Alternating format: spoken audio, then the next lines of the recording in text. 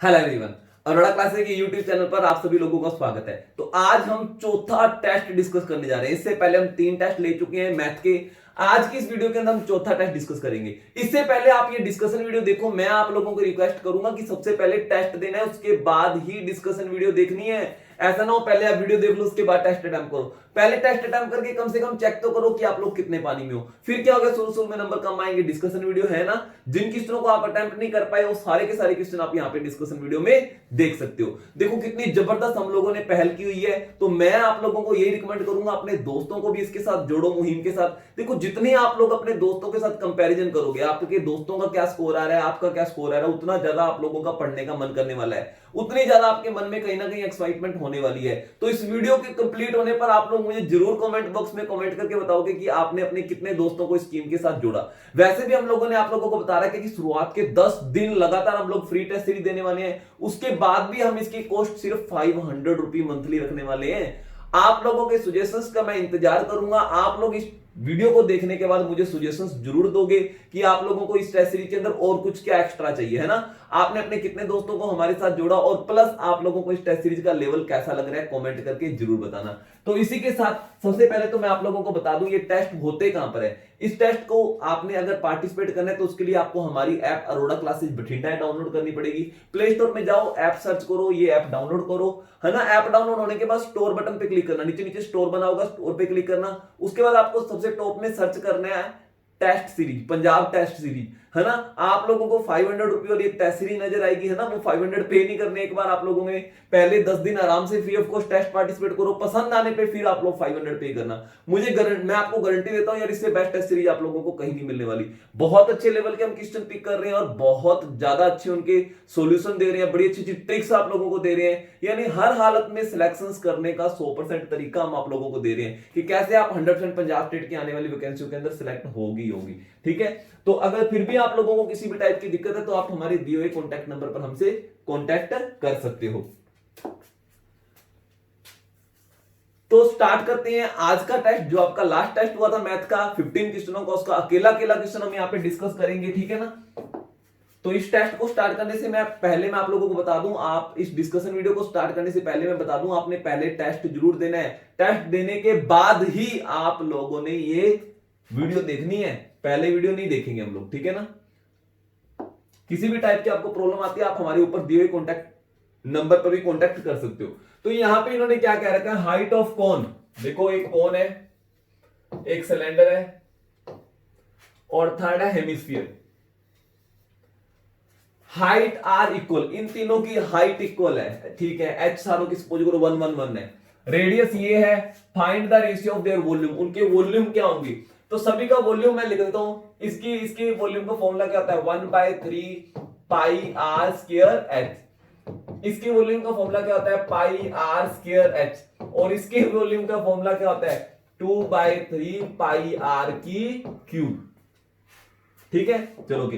तो मैं यहां पे सबसे पहले कटिंग करूंगा, तीनों में पाई पाई पाई है, पाई पाई कट कर दो, है ना। इसमें 1/3 है। रेडियस कितनी है, तो इसकी रेडियस जो पहले कोन की रेडियस है 4, ठीक है ना, 4 मान लेते हैं। तो 4 की स्क्वायर 4 इंटू 4। हाइट में अभी थोड़ी देर में लेता हूं। अब इसकी रेडियस कितनी है 5, तो 5 की स्क्वायर 5 इंटू 5 25। इसकी रेडियस कितनी है 1, इसकी रेडियस कितनी है 1, तो 2/3 और इंटू 1 की क्यूब यानी 1 इंटू 1 इंटू 1 हो जाएगा, ठीक है ना। अच्छा, जितनी इसकी रेडियस है उतनी इसकी हाइट होगी। तो रेडियस 1 है, हाइट भी मैं 1 लेके चलूंगा, तो सभी की हाइट 1 है, सभी की हाइट 1 है, सभी की हाइट 1 है, सभी की हाइट 1 है। चलो बस कहानी खत्म होगी, ठीक है ना। तो सभी की हाइट जो है वो 1 है। आप फटाफट अब कटिंग, अगर हम फटाफट अब कटिंग करेंगे, ठीक है ना, कटिंग करेंगे तो यहां पे क्या बन गया, वैसे 16/3 आ गया। यहां पे क्या आ गया 25 और यहाँ पे 2/3 आ गया। सभी को 3 से गुना करते हैं तो यहाँ पे 16 आ जाएगा, यहाँ पे 25 आ जाएगा और यहाँ पे 3 से गुना करेंगे तो यहाँ पे 2 आ जाएगा। तो 16:25:2।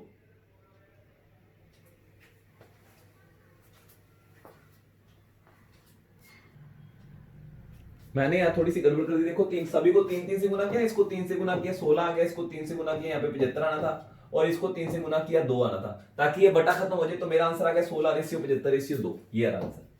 ठीक है, ये सेकंड। नेक्स्ट देखते हैं। देखो ये वाला सवाल कैसे होना था। तो देखो जब भी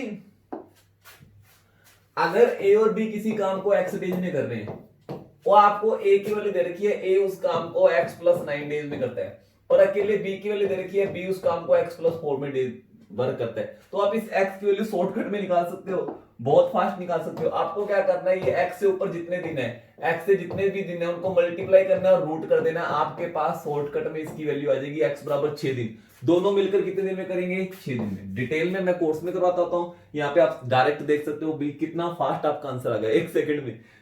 लोग इसको पागलों की तरह इक्वेशन बना बना के करते रहते हैं, ठीक है ना। इसका 1 सेकंड में आंसर आ गया। ये देखो अब इसमें क्या दे रखे है इस क्वेश्चन के अंदर। देखो मान लो आप सेल्समैन हो, मैंने आपको कह दिया कि मैं आपको 9% कमीशन दूंगा अगर आप 10,000 तक की चीज बेचते हो। हाँ 10,000 से ज्यादा बेचोगे तो एडिशनल बोनस दूंगा, एडिशनल बोनस 3% और एक्स्ट्रा दूंगा। और अगर आपको टोटल कमीशन 1380 रुपए मिला है, 1380 मिला है, तो बताओ आपको उसमें बोनस के रुपए कितने, बोनस के रुपए कितने। देखो मैंने आपको एक तरीके से ये कह दिया भी 10,000 तक की सेल पे तो आपको मिलेगा 9%, यानी इसका 9% होगा, 900 रुपए मिलेंगे, ठीक है ना। इससे ऊपर जो भी सेल होगी, इससे ऊपर जो भी एक्स्ट्रा रुपए होंगे, उसके ऊपर 9% तो मिलेगा मिलेगा, प्लस 3% एक्स्ट्रा बोनस मिलेगा, यानी कि 12% मिलेगा। इसके ऊपर जो कमाई होगी 9 तो पहले वाला मिला 3% एक्स्ट्रा बोनस, एक्स्ट्रा मतलब जो पहले मिल रहा था वो तो मिलेगा मिलेगा, ये एक्स्ट्रा मिलेगा, यानी 12% होगा। अब वो कह रहा है कुल मिला के उसको 1380 मिले, 1380 रुपए मिले। 1380 में से 900 रुपए ये रहे, तो इसका मतलब 480 रुपए यहां से मिले। टोटल कुल मिला के उसको 1380 मिले हैं। इसका मतलब 10,000 तक की सेल तक तो उसको 900 रुपए मिले थे। इसका मतलब 10,000 से ऊपर जो सेल हुई है उसके कारण 480 रुपए मिले। और मुझे पता है 10,000 से ऊपर जितनी भी सेल होनी थी, 10,000 से ऊपर चाहे 1 रुपए की, 2 रुपए की, 50 रुपए की सेल होनी थी, उसके ऊपर जो मुझे कमीशन मिलेगा वो 12% मिलना है। यानी ये जो 480 रुपए मिले ये 12% की वैल्यू है, 12% बराबर 480 रुपए है। तो ये 100% होती है अमाउंट, अपने आप में 100% की वैल्यू हम पता करेंगे तो मेरा आंसर आ गया जी 1% वैल्यू है, 100% की वैल्यू निकालेंगे इंटू 100 आ जाएगा। तो मेरा आंसर आएगा 12 × 4 = 48, 4,000 रुपए। यानी कि 12,000 रुपए के अपने 10,000 रुपए के ऊपर मैंने जो आपने सेल की है वो 4,000 रुपए की है। 4,000 का 9% कितना होता है, 9 × 4 = 36, 360 रुपए। और 4,000 का 3% कितना होता है, 4 × 3 = 12, 120 रुपए। ठीक है ना। देखो टोटल 480 बन गया, 9% अलग कर दिया, 3%। तो उन्होंने लास्ट में ये पूछा कि बोनस वाले रुपए कितने हैं। तो जो बोनस वाले रुपए हैं वो तो 3% है, 4,000 का 3% 120 रुपए मुझे एज ए बोनस मिले हैं, एज ए बोनस मिले हैं। एक्स्ट्रा रुपए जो एक्स्ट्रा मिल गए, 9% तो मिलना ही मिलना था, उसके बाद जो एक्स्ट्रा मिल गए उसके कारण जो रुपए मिले हैं वो 120 मिले हैं। समझ आया नहीं आया, ठीक है ना। 4,000 का 9% तो मुझे नॉर्मल सी बात है, मिलना ही मिलना था। 4,000 का 3% बोनस मिला, यानी 120 रुपए बोनस मिला, यानी टोटल 480 रुपए ऊपर मिले 10,000 से ऊपर ना। 10,000 से ऊपर जो मैंने सेल की है उसके कारण मुझे 480 मिले। 480 में से 120 रुपए बोनस किया और 360 रुपए नॉर्मल है जो मुझे मिल रही थी, ठीक है ना। तो इस सवाल को ध्यान से 1 मिनट वापस बैक करके वीडियो देख सकते हो और ध्यान से समझ सकते हो, है ना। अब वो कहता है ए बैग कंटेन 10 ऑब्जेक्ट, एक बैग के अंदर 10 चीजें हैं, डिफरेंट डिफरेंट वेट की हैं। अगर उसमें सबसे हैवीएस्ट चीज को रिमूव कर दिया जाए, निकाल दिया जाए, बाकियों का एवरेज वेट 9 kg घट जाता है, एवरेज वेट 9 kg घट जाता है। What is the old weight of the bag, पूरे बैग का पहले पुराना वेट कितना था। अगर new weight of the bag is 72 kg। पहले बैग में 10 चीजें थी, मुझे नहीं पता कितना वजन था। अब 9 चीजें हैं और अब टोटल वजन जो है लास्ट में लिखा हुआ है 72 kg इस टाइम। 9 8 72, यानी एवरेज 8, इस टाइम एवरेज 8। वो कहता है जैसे ही मैंने एक चीज निकाली थी एवरेज वेट 9 kg कम हो गया था। एवरेज वेट कितना कम हो गया था, 9 kg कम हो गया था। नया वेट मुझे पता है 9 kg कम हो चुका है, 9 जोड़ूंगा, यानी पुराना वेट जो था एवरेज वो था 17, इसका मतलब 17 था पुराना। देखो एवरेज 9 घटनी थी ना, देखो 9 घट गई। तो 10 चीजों का एवरेज वेट 17 था, तो 10 चीजों का टोटल वेट कितना होगा, 10 × 17 170 kg। इसका मतलब बैग में जब 10 चीजें थी तब बैग का टोटल वजन 170 kg था। कितना था, 170 kg। बात पल्ले पड़ी है नहीं पड़ी, ये बात समझ आई है नहीं? कितना आसान क्वेश्चन था, आप लोग ऐसी है ना मत्था मारते रह गए होंगे पेपर में। नेक्स्ट करते हैं। कोई बात नहीं यार, चीजें सीखो, गलतियां होती हैं, हो जाए, कोई चक्कर नहीं है, सीखो, और अगली बार ऐसा कोई क्वेश्चन आता है तो उसके अंदर हम गलतियां नहीं करेंगे, ठीक है ना।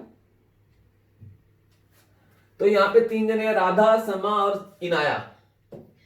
राधा, समा और इनाया, इन तीनों के पास ग्रैप्स है। एक के पास 60 ग्रैप्स है, एक के पास पी ग्रैप्स है, एक के पास क्यू ग्रैप्स है। मुझे नहीं पता पी और क्यू की संख्या कितनी है।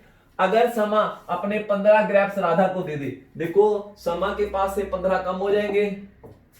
अगर ये अपने 15 ग्रैप्स इसके माइनस हो गए, जितने थे उसमें से 15 माइनस हो गए, और इसके 15 प्लस हो जाएंगे। अगर ये देगी तो उसको मिलेंगे, है ना। इसके 15 माइनस होंगे तो उसको 15 प्लस होंगे, ठीक है ना। अब वो कहता है कि दोनों के पास जो ग्रैप्स हैं, किसके पास, सी एंड इनाया, यानी समा की बात कर रहे हैं, समा और इनाया के पास जो ग्रैप्स हैं वो 7:10 में हो जाएंगे।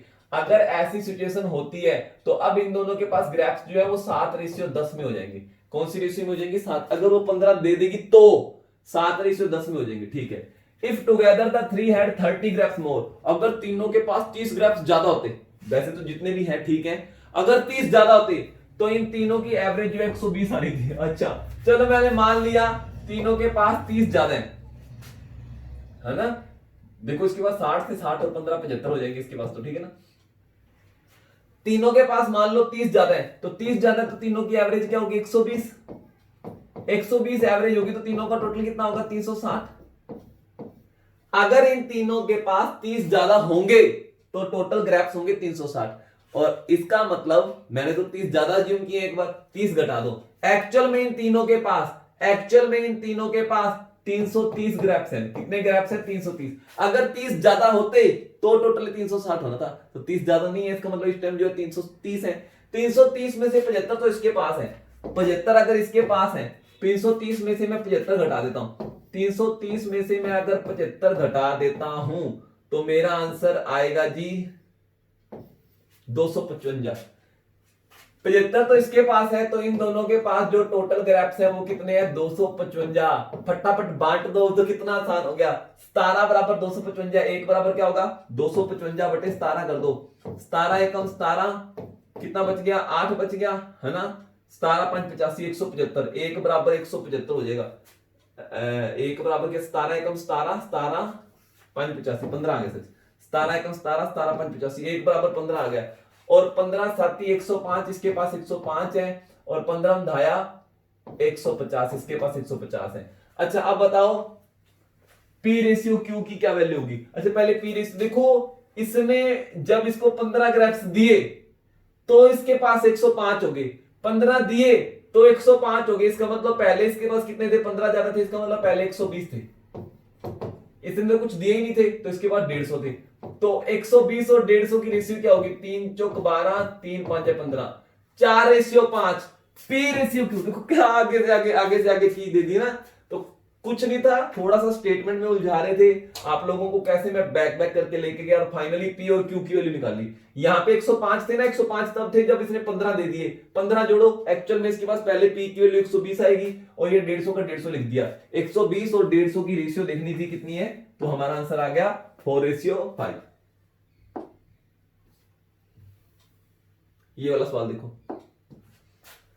देखो मेरे पास एक चीज आई है 9 रुपए केजी, दूसरी चीज आई है 7 रुपए केजी, इनको मिक्स करना है। तो मैंने आपको पहले बताया था यहाँ पे ना सारे जने मिक्सर एलिगेशन से हो जाता है बहुत फास्ट।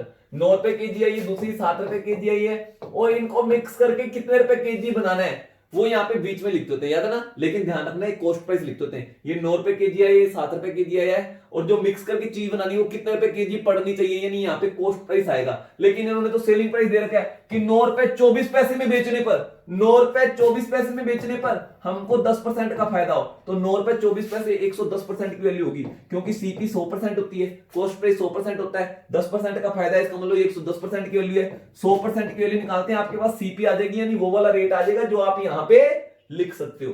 चलो 0 से 0 काट दो, ठीक है ना। तो 11.1188 11 चौक 44, 84 इंटू 10 करेंगे 8.4 आ गया। यानी कि इन दोनों को मिक्स करके मुझे एक ऐसी चीज बनानी है जो मुझे 8 रुपए 40 पैसे कॉस्ट करे। 8 रुपए 40 पैसे कॉस्ट करेगी, 10% का फायदा कमाऊंगा, यानी 84 पैसे का फायदा कमाऊंगा, तो अपने आप 9 रुपए 24 पैसे में बेचूंगा तो 10% का फायदा देगी।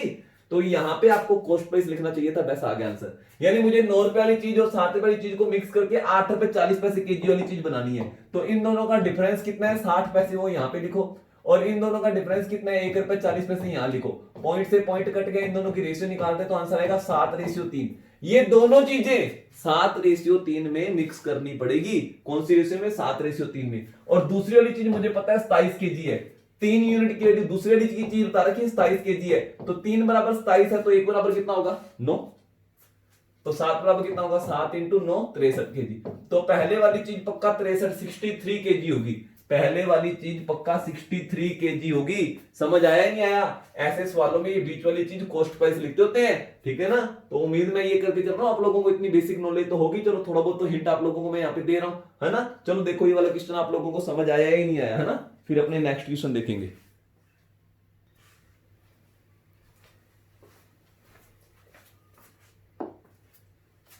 चलो ये नेक्स्ट क्वेश्चन देखो। The age of P Q R in arithmetical progression, यानी कि एक तरीके से सीरीज है ये। इन तीनों की एज जो एक सीरीज में है, यानी एक तरीके से इक्वल गैप होगा, आप ये समझ लो, ठीक है ना। आफ्टर 5 ईयर, 5 साल बाद क्यू और आर की एज की रेशियो 6:7 हो जाएगी। 5 साल बाद, देखो ये आज की एज है मान लो, ये 5 साल बाद की एज की रेशियो आ गई मान लो। 5 साल बाद इनकी एज की रेशियो 6:7 हो जाएगी। The difference between P and Q is 6 year. P और क्यू के बीच में जो गैप है वो 6 साल का है।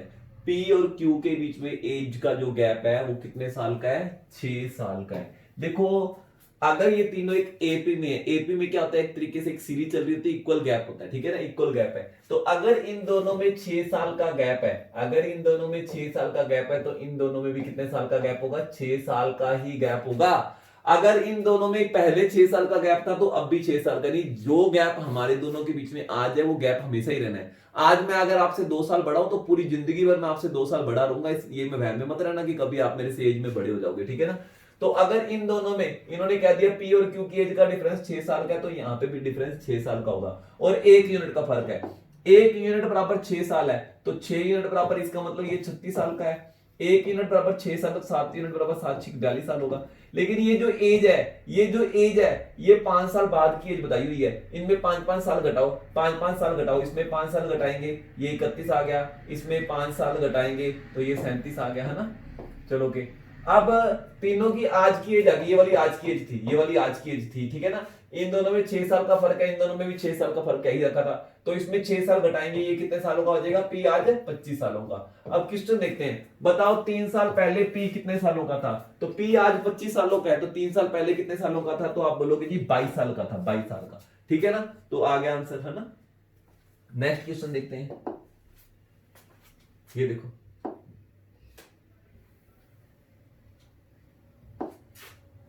देखो 100 केजी चीज है, कुछ हिस्सा 25% प्रॉफिट में बेच रहा है, प्रॉफिट को मैं प्लस में लिखता हूं, बाकी बचा हुआ हिस्सा 10% लॉस में बेच रहा है, 10% लॉस में बेच रहा है, और कुल मिला के 20% का फायदा हो रहा है। इसको भी मिक्सचर एलिगेशन से करते हैं, कुल मिला के 20% का फायदा हो रहा है। तो देखो जो कंबाइंड मिलाकर हो रहा है वो बीच में रखते होते हैं। इन दोनों का डिफरेंस कितना आएगा, 5 यहां पे रख दो। इन दोनों का डिफरेंस कितना आएगा, ये माइनस का 10 है, ये प्लस का 10 है, प्लस का 20 है, सच 30 का डिफरेंस आएगा। ये 10 का डिफरेंस मत लिख देना, 30 का डिफरेंस आएगा। ये दोनों 30 के डिफरेंस पे एक तरीके से, ठीक है ना। तो इन दोनों की रेशियो क्या होगी, पक्का ये दोनों चीजें जो है 5×6 30, 5×1 5, 6:1 में है। और टोटल जो चीज थी वो 100 केजी थी, 100 केजी चीज है वो 6:1 में, यानी 7 यूनिट की वैल्यू 100 केजी है, तो 1 यूनिट की वैल्यू क्या होगी, 100/7, यानी 14/2/7 आएगा। 14/2/7 एक बराबर क्या आएगा, 14/2/7 केजी। उन्होंने यही पूछा है 10% लॉस पे कितनी चीज बेची गई थी, तो आंसर आएगा 14/2/7 केजी।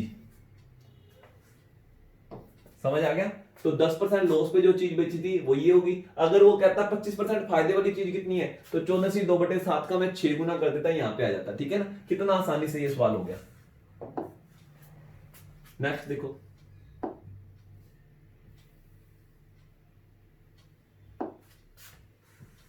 देखो सभी ने बराबर बराबर रुपए भरे हैं, तो चाहे आप सभी के रुपए 3500 मान लो या सभी के रुपए एक एक मान लो, कोई बात नहीं, हमको तो लास्ट में प्रॉफिट ही बांटना है ना। तो ये थोड़ा सा ना आप ध्यान रखो।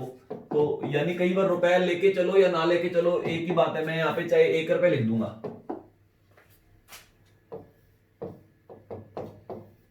ठीक है ना, सभी की रेशियो लिखूंगा, सभी ने किस रेशियो में इन्वेस्ट किया, तो सभी ने 3500 किया, तो सभी का 1 रेशियो 1 कर दो, ठीक है ना। चलो कि 6 महीने बाद पी ने रुपए डबल कर दिए, यानी 6 मंथ तो इसके यही रुपए चले, 6 महीने बाद डबल किए, यानी 1 रुपए था उसने 2 रुपए कर दिए, चलो मान लो, ठीक है ना। Q and R invest rupee for 4 month, Q और आर ने 4 महीनों के लिए पैसा लगाया, 4 महीनों के लिए पैसा लगाया, ठीक है। चलो कि and S kept investment for the entire year, S ने पूरे साल के लिए पैसा रखा, यानी 12 मंथ के लिए पैसा रखा, ठीक है ना। If Q got a profit of 200 रुपए, क्यू को 200 रुपए का फायदा हुआ। पहले देखो किसकी कितनी इन्वेस्टमेंट थी, देखो इसका 1 रुपए 6 महीने चला तो ये 6 रुपए का काम करेगा, फिर इसने डबल रुपए करते थे, यानी 2 रुपए हो गए, अब ये बाकी के 6 महीने ये काम करेंगे 2 रुपए, है ना। यानी टोटल 12 महीने इसकी इन्वेस्टमेंट कितनी मानी जाएगी, 12 रुपए ये 6 रुपए ये 18 रुपए इसकी इन्वेस्टमेंट मानी जाएगी पी की। इसका 1 रुपए 4 महीने चला तो इसकी रुपए इन्वेस्टमेंट 4 रुपए मानी जाएगी, 1 रुपए 4 महीने चला इंटू करेंगे 4 रुपए मानी जाएगी, 1 रुपए पूरे 12 महीने चला 12 रुपए, तो सभी 2-2 के टेबल से कट रहे हैं, 2-2 के टेबल से काट दो, ठीक है ना। यानी फाइनली इनमें जो प्रॉफिट बटेगा वो इस रेशियो में बटेगा, ठीक है ना। अब इन्होंने क्या कहा लास्ट में, क्यू को 200 रुपए मिले हैं, तो यानी 2 यूनिट के लिए 200 है, तो 1 यूनिट बराबर 100 रुपए होगा। टोटल प्रॉफिट कितना हो गया, तो 9 और 2 11 और 2 13 और 6 19 यूनिट है, तो 2 बराबर 200 है, तो 19 यूनिट बराबर 1900 होगा।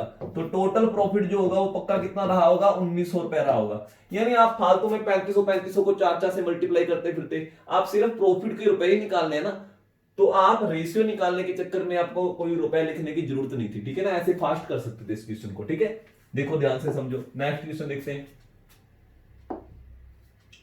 यार 12.5% का मतलब होता है, फ्रैक्शंस वैल्यू पता नहीं चाहिए, 1/8। 12.5% का मतलब क्या होता है, 1/8। आपको क्या करना है, टाइम 2 ईयर है ना, तो 8 की पावर 2 प्रिंसिपल आपको सिखाया होगा बेसिक में। प्रिंसिपल जो हम 64 यूनिट मानेंगे, कितने यूनिट मानेंगे, 64 यूनिट। हर साल जो इंटरेस्ट मिलेगा वो 12.5% यानी 1/8 मिलेगा। पहले साल इसका 1/8 होगा 8 यूनिट, दूसरे साल इसका 12.5% यानी 1/8 होगा 8 यूनिट। ये तो हो गया सिंपल इंटरेस्ट। कंपाउंड में क्या, पहले साल तो वही इंटरेस्ट मिलता है, सेकेंड ईयर प्रिंसिपल के ऊपर तो मिलेगा 1/8, जो इससे पहले इंटरेस्ट मिला उसका 1/8 और मिलेगा, यानी इसका 1/8 और मिलेगा, यानी कि 1 यूनिट। बस कहानी खत्म। तो अगर मैं बात करूंगा भी तीनों सालों में कुल मिला के, दोनों सालों में सच मुझे सिंपल इंटरेस्ट कितना मिला, तो आप कहोगे जी 16 यूनिट। सिंपल इंटरेस्ट कितना मिला, 16 यूनिट। अगर प्रिंसिपल 64 यूनिट है तो सिंपल इंटरेस्ट 16 यूनिट मिला होगा। और कंपाउंड कितना मिला, 8 8 16 और एक ये वाला 17 यूनिट। कंपाउंड इंटरेस्ट मिलेगा 17 यूनिट। अब चेक करो दिया क्या इन्होंने कंपाउंड इंटरेस्ट की वैल्यू दी थी कि सेम टाइम में जो हमको कंपाउंड इंटरेस्ट मिला 510 मिल गया। तो बताओ अगर सिंपल इंटरेस्ट लेना होता तो कितने पे मिलते, कितना आसान सवाल बन गया। 17 यूनिट की वैल्यू पता लगी, 510 दे रहे हैं वो, तो ये 510 जो है ये 17 यूनिट की वैल्यू, 17 करेंगे 1 यूनिट की वैल्यू आएगी 16 करोगे इंटू 16 यूनिट की वैल्यू आएगी 17 51 16 32 16 48। अगर मुझे सिंपल इंटरेस्ट लेना होता तो मैं इसमें 480 रुपए सिंपल इंटरेस्ट लेता। और ये वाला सवाल इतना लेंथी, जो मेरे से पढ़ लेता है ना यार, जो बेसिक कोर्स कर लेता है डायरेक्ट, वो सिर्फ ये स्टेप लिखता है और 5 सेकंड में, रियली कह रहा हूं 5 सेकंड के अंदर हमारा आंसर आता है। ये तो समझाने के लिए मैंने आपको टेस्ट बैच में इसमें इस तरीके से करवा रहा हूं, थोड़ा और फास्ट हो जाओ, ध्यान रखना, इतना इस लेवल पे लेके चलो, ठीक है ना। कंपाउंड इंटरेस्ट जो मैंने कराता हूं जिसमें वो जरूर सीखने का मौका मिले, जरूर सीखना, ठीक है ना। तो कोई बड़ी बात नहीं है। चलो देखो ये वाली बात समझ आई या नहीं आई, फिर अपने नेक्स्ट क्वेश्चन देखें। हाँ जी, नेक्स्ट ही देखो, एबीसी 3 जने हैं, ठीक है ना। वो कहता है बी इन्वेस्ट 25% मोर देन ए। अच्छा, बी जो है 25% ज्यादा इन्वेस्ट कर रहा है, यानी अगर ये 100 कर रहा है तो ये 125 करेगा। वैसे तो सीधे ही मैं 4:5 लिख सकता था, डायरेक्ट लिख सकता था ना, लेकिन चलो आपको डिटेल में समझा दिया। As well A then A as well as 100/3% less than C. B की बात ही कर रहा है। बी जो है 33 से 1/3 बोलते हैं इसको, 33 से 1/3 लेस कर रहा है सी से।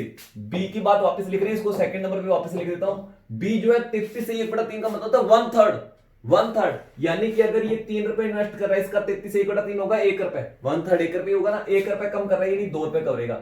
मैंने ए और बी की रेशियो अलग निकाली और बी और सी की रेशियो अलग निकाली। देखो वो कहता है कि बी इन्वेस्ट 25% मोर। 25% मोर मतलब अगर ये 4 यूनिट कर रहा है, 4 यूनिट का 25% 1 यूनिट होता है, तो ये 5 यूनिट करेगा। और बी फिर कह रहा है एज वेल एज 33/1/3% लेस 33/1/3, 100/3 को 33/1/3 बोलते हैं सी से, यानी सी 3 रुपए करेगा तो ये 2 रुपए करेगा। पहले तो बी की कूपन यूनिट बराबर करो अपने, ठीक है ना। तो दोनों को 5 और 2 का एलसीएम 10 होता है, दोनों को 10 बनाते हैं। इसको 10 बनाना है 2 से गुना करना पड़ेगा, दोनों को 2 से गुना करो।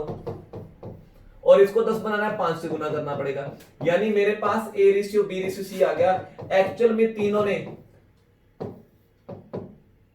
जो इन्वेस्टमेंट किया वो इस रेशियो में किया, ठीक है। चलो ठीक, the ratio of profit sharing, उन्होंने प्रॉफिट बांटा इस रेशियो में। आप लोगों को पता है ये तो है इन्वेस्टमेंट, इन्वेस्टमेंट को मल्टीप्लाई करना पड़ता है टाइम से, तो आती है प्रॉफिट की रेशियो। अब मुझे क्या पता टाइम कितना है, यानी एक्स और वाई और जेड, मान लो ये है टाइम इन तीनों का अलग अलग, इन दोनों का मल्टीप्लाई करेंगे तो उसके बाद ये रेशियो आएगी 8 रेशियो, प्रॉफिट बांट रहे हैं इस रेशियो में 8, 15, 25। तो आपको टाइम की रेशियो पूछी है, तो यार सिंपल सी बात है, निकाल लो आप, आपको पता लग गया। चलो देखो आप ऐसा कर सकते हो, देखो आपको पता है कि investment into time is equal to profit की रेशियो निकलती होती है ना। अब मेरे पास इन्वेस्टमेंट है, टाइम निकालना है, अगर टाइम यहीं पे पड़ा रहने दो, इन्वेस्टमेंट उधर जाके क्या हो जाएगी, डिवाइड हो जाएगी, इन्वेस्टमेंट उधर जाके क्या हो जाएगी, डिवाइड हो जाएगी। बस ठीक है, यही करो। प्रॉफिट बटा इन्वेस्टमेंट करनी है, प्रॉफिट 8 है और इन्वेस्टमेंट 8 है। प्रॉफिट बटा इन्वेस्टमेंट करनी है, प्रॉफिट 15 है और इन्वेस्टमेंट 10 है। ये रेशियो निकल रही है किसकी, टाइम की। तीनों के टाइम की रेशियो आ जाएगी, देखो कितना फास्ट है। 25 प्रॉफिट है, टाइम में अपने इन्वेस्टमेंट है 15, बस कहानी खत्म। तो रेशियो निकाल लो, तीनों को पहले कटिंग कर लो। 8/8 1 आता है, 8/8 क्या आएगा, 1 आएगा। 15/10 3/2 आएगा और 25/15 5/3 आएगा। तीनों को 6 से गुना कर दो, इसको 6 से गुना करोगे ये आ जाएगा, इसको 6 से गुना करोगे 9 आ जाएगा और इसको 6 से गुना करोगे 10 आ जाएगा। तो 9:10, 6 9 10। इनका जो टाइम है वो कौन सी रेशियो में है, 6 9 10 में। अच्छा आगे भी सवाल देखो, अगर सी ने इन्वेस्ट किया 20 मंथ के लिए, अच्छा सी का टाइम है 10 यूनिट और इसके बराबर 20 मंथ है, 20 मंथ है, ये तो रेशियो आ गया ना। 10 बराबर 20 है, तो बताओ ए का टाइम कितना है, तो 6 बराबर कितना होगा, तो मेरा आंसर आएगा 12।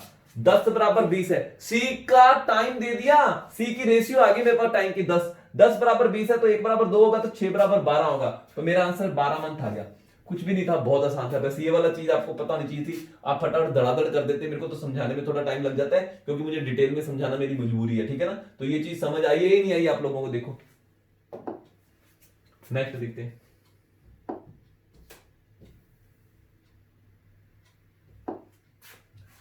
देखो दो बोटें हैं, 120 किलोमीटर दूर है, ठीक है ना, 120 किलोमीटर की दूरी है, दोनों एक दूसरे की तरफ आती हैं और 6 घंटों के बाद मिलती हैं, 6 घंटों के बाद मिलती हैं, ठीक है ना। तो 6 घंटे में 120 चलती है, 1 घंटे में कितना चलती होगी, 20 किलोमीटर। चलो ठीक है। If the ratio of speed of boat in still water, देखो 4 चीजें होती हैं स्टिल वाटर में स्पीड, यानी स्टिल वाटर यानी बोट की स्पीड आ जाती है, ठीक है। स्टिल वाटर बोट स्पीड है ना, ये कितनी है 5, डाउन स्ट्रीम कितनी है 6, अपस्ट्रीम और वाटर निकालते हैं। यार अगर मेरी बोट की स्पीड 5 है, जब डाउन स्ट्रीम चलाता हूं तो 6 चलती है, तो इसका मतलब एक कौन घसीट रहा है उसको, पानी घसीट रहा है, एक पानी लेके जा रहा है। जब ये आ गया 5 मेरी बोट चलती है, एक पानी रोकेगा तो अपस्ट्रीम में कितना चलेगी 4, तो ये चारों की रेशियो आ गई मेरे पास, चारों की रेशियो आ गई, ठीक है ना।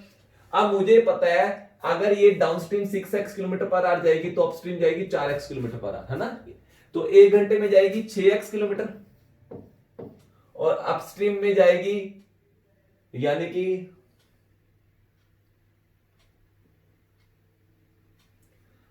4x kilometre. और दोनों बोट मिलकर देखो, एक बोट, दोनों की बोट की स्पीड सेम है, पानी की स्पीड सेम है, तो एक बोट 6x की स्पीड से जाएगी, पानी की तरफ जा रही है डाउनस्ट्रीम, तो दूसरी अपस्ट्रीम जाएगी। ये 6 घंटों में 120 चलती है, 1 घंटे में कितना चलेगी 20, तो ये 1 घंटे में चलती है 6x, ये 1 घंटे में चलती है 4x और दोनों 1 घंटे में चलेंगे 20 किलोमीटर। कहां से पता लगा ये 20 किलोमीटर, यहां से मुझे पता लगा। 6 घंटे में 120 किलोमीटर चलती है दोनों बोट्स, तो 1 घंटे में 20 चलेगी और दोनों 1 घंटे में कितना चलेगी यार, तो 10x बराबर 20 आ गया, तो x बराबर 2 आ गया, x बराबर कितना आ गया 2। अब पूछा क्या है, बताओ की speed of boat in still water, यानी 5x की वैल्यू पूछी है, 5x की वैल्यू पूछी है, तो 1x बराबर 2 आ गया, तो 5x बराबर क्या आएगा 10 किलोमीटर पर आ रहा है। क्या आएगा आंसर 10 किलोमीटर पर आ। बोट की स्पीड जो है वो स्टिल वाटर में क्या होगी 10 किलोमीटर पर आ। समझ आया ही नहीं आया? देखो दो बोट्स हैं, दोनों बोट्स की स्पीड सेम बोल रहे हैं, वो पानी की स्पीड सेम बोल रहे हैं ना, तो डेफिनेट है डाउनस्ट्रीम में एक बोट 6 जो डाउनस्ट्रीम जा रही है वो 6x जाएगी, जो अपस्ट्रीम जा रही है वो 4x जाएगी। ये 1 घंटे में 6x जाएगी, ये 4x जाएगी, और दोनों मिलकर 1 घंटे में कितना जाएगी 20 किलोमीटर। ठीक है,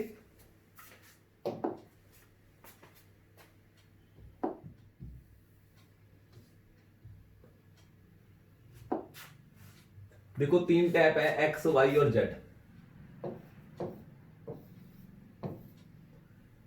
ये 12 मिनट में भरती है और ये 15 मिनट में भरती है, और ये खाली कर देती है 10 मिनट में। ठीक है, तो इन तीनों का एलसीएम आएगा 60। तो टैंकी की कैपेसिटी 60 लीटर मान लेते हैं, टैंकी की कैपेसिटी 60 लीटर मान लेते हैं। मान लो टैंकी में 60 लीटर पानी आता है, ठीक है ना, तो ये 12 मिनट में 60 लीटर भरते, तो 1 मिनट में कितना आएगा 12 5 60 लीटर, 5 लीटर पर मिनट। 15 मिनट में 60 लीटर, तो 1 मिनट में 4 लीटर पर मिनट। ये मैं इनकी एफिशिएंसी निकाल रहा हूं। 10 मिनट में खाली कर देती है 60 लीटर, तो 1 मिनट में खाली करेगी 6 लीटर पर मिनट। ये सारों की एफिशिएंसी आ गई। चलो अब देखते हैं। मैंने शुरुआत में एक्स और वाई को 6 मिनट के लिए ओपन किया। अच्छा, एक्स और वाई 1 मिनट में भरते हैं 9 लीटर, 5 वो 4 हो, है ना, 9 लीटर भरते हैं 1 मिनट में, तो 6 मिनट चले, 9 6 54 लीटर भर देंगे, 54 लीटर।